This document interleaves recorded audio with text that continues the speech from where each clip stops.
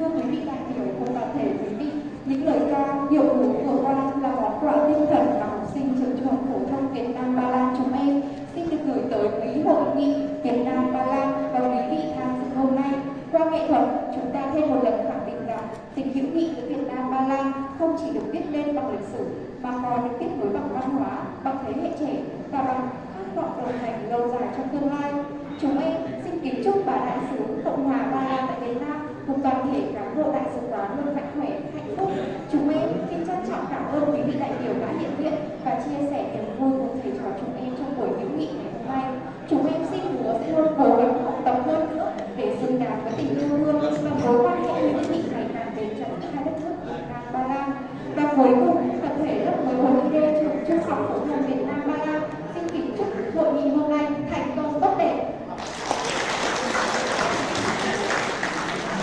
Qua đây,